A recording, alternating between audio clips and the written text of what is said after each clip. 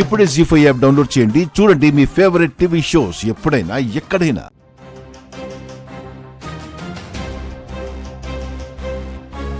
నాకొచ్చే కోపానికి దీన్ని మాటలతో కాదు చేతులతో చెప్తే గాని నా కోపం చల్లారదు. నిన్ను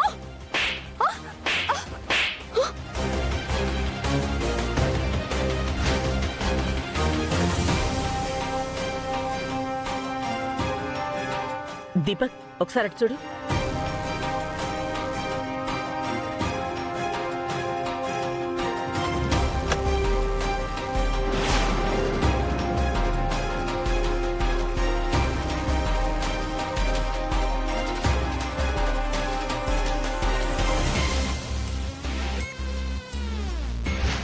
ఏం కూసావరా?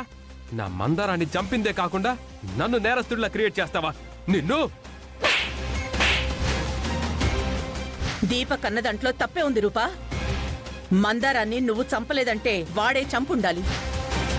వీళ్ళేంటి ఇలా వచ్చారు? కొంపదీసి రాజుని తన భార్యతో ఉండడానికి ఒప్పించడానికి వచ్చారా?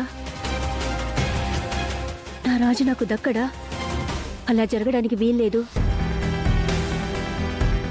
ఏంటమ్మాయి అంతలా ఆలోచిస్తున్నావు? మమ్మల్ని గుర్తుపట్టావా? గుర్తుపట్టాలే గాని మీరేంటి నాకడ్డుగా నిలబడ్డారు?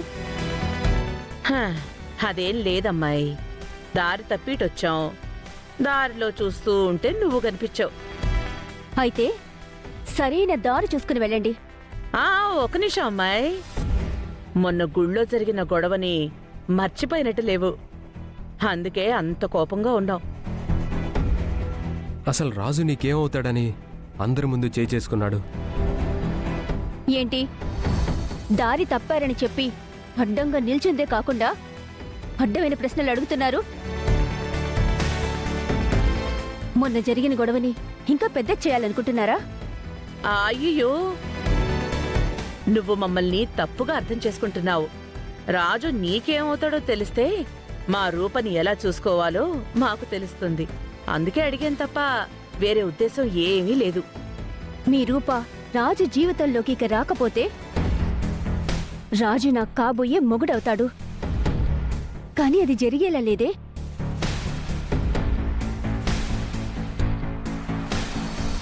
మా రూప రాజు జీవితంలోకి రాదు. ఏమంటున్నారు? నిజం చెప్తున్నానమ్మాయి. రూపకి రాజు మీద ప్రేముంటే ఆ రోజు గుళ్ళో మాట్లాడుకునేవాళ్ళు కదా. రాజు భార్య పక్కనుండగా హక్కుగా నీ మీద చేసుకున్నాడే గాని రూపని ఒక్క మాట కూడా అనలేదు కదా. నాకొచ్చే కోపానికి దీన్ని మాటలతో కాదు చేతులతో చెప్తే గాని నా కోపం చల్లారదు. నిన్ను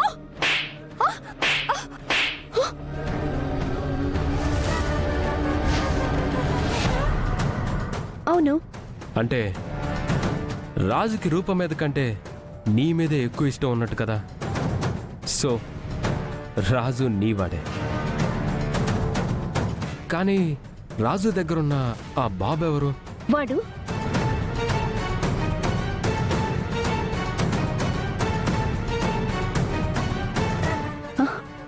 అమ్మో, బంటి గురించి ఎవరికి ఏం చెప్పకూడదని రాజు చెప్పాడు. ఇప్పుడు గనుక బంటి విషయం వీళ్ళకి చెప్తే రాజు నన్ను క్షమించడు. పర్లేదు చెప్పమ్మాయ్. బంటి రాజు కన్న కొడుకు.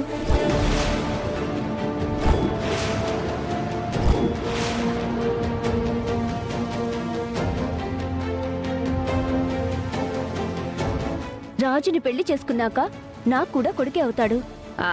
అది కాదమ్మాయ్, ఆ పిల్లవాడి తల్లి ఎవరు అని. బంటి గురించి నాకు కూడా పూర్తిగా తెలీదు. ఇంతకంటే నన్నేం అడగండి. అది కాదు అమ్మాయి. అమ్మాయి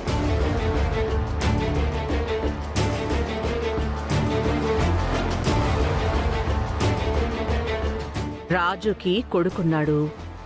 ఆ కొడుకు గురించి ప్రపంచానికి తెలియకుండా పెంచుకుంటున్నాడు. అంటే వాడు మనం చంపేమని చెప్పినా రూప కొడుకే అయ్యుంటాడు. దీపక్, మమ్మీ అలా అయ్యే ప్రసక్తే లేదు మమ్మీ. ఇందాక నువ్వే చెప్పావు కదా, వాళ్ళు ఆ రోజే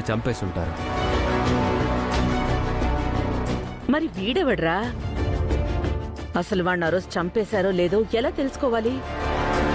వాళ్ళ ఫోన్లు కూడా పనిచేయట్లేదు. రాజుగాడు ఆ బంటినంత జాగ్రత్తగా చూసుకుంటున్నాడంటే నాకెందుకో అనుమానంగా ఉంది మమ్మీ. మన టైం ఏంటి దీపక్, ఇలా రివర్స్ అయిపోతోంది?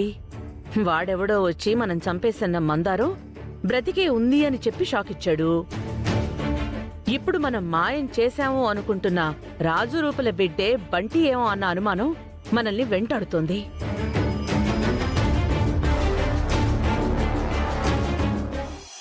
ఒరే అయ్యా, మన బంటి భలే బొమ్మ గీశాడు చూడు. ఏం బొమ్మ బంటి? నా ఫ్రెండే నాన్న.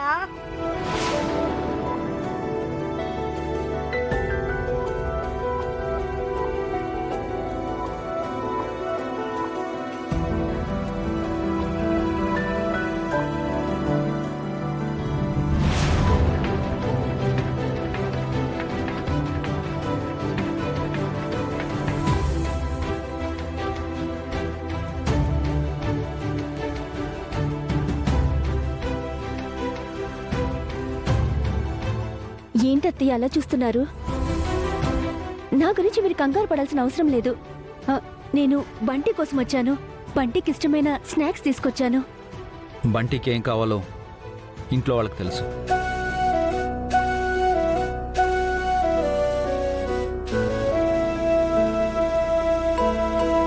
అలా అనుకు రాజు. నేను కూడా మీ ఇంట్లో అమ్మాయినే అనుకోండి. నాకు మాత్రం మీరు తప్ప ఎవరున్నారు?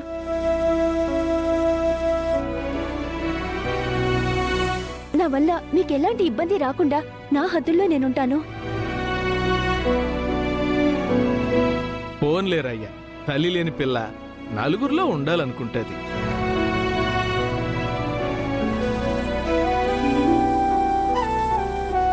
రా బంటి, నీకోసం స్నాక్స్ తీసుకొచ్చాను, రా.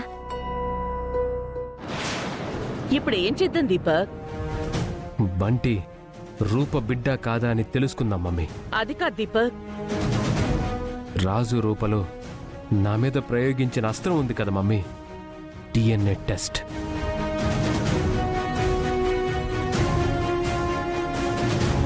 Good idea Deepak. రేపు ఈ బాబుని కిడ్నాప్ చేసే ప్లాను నేను వేస్తాను.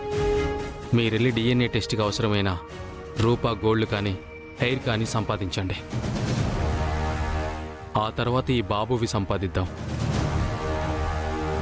డిఎన్ఏ టెస్ట్లో వచ్చే రిపోర్ట్స్ని బట్టి ఏం చెయ్యాలో డిసైడ్ అవుదాం. పదండి.